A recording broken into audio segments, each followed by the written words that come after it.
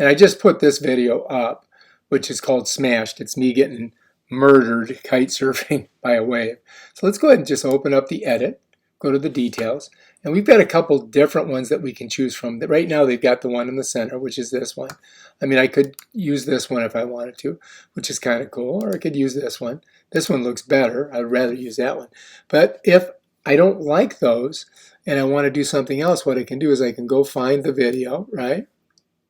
Minimize this, minimize this. There it is. All right, so now what I'm going to do is I'm going to open this.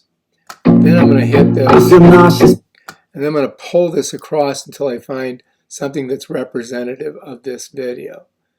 So it is smashed. So I'm going to try to get one where I'm getting creamed.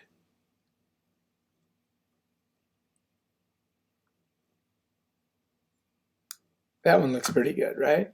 So now all we got to do is we got to make it so it's a little bit smaller. And what I'm going to do is I'm going to go Shift Command 4. And then what I'm going to do is I'm going to come to this corner right here. And I'm going to draw a square. So basically I'm doing a screenshot of this. Then I'm going to let go of my cursor if I'm good with it, and it'll make a copy of it. Then we're going to go back and open up my browser. I'm going to go to click Upload Thumbnail.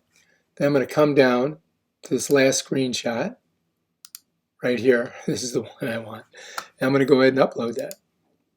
And now this one here, if I click on it, that's going to be our one. I'm going to hit save. Check it out. There it is. And then when we come back here, bam, Bob's your uncle. We got it. And that's how you do a custom thumbnail for a short video on your desktop in YouTube Studio. Peace out.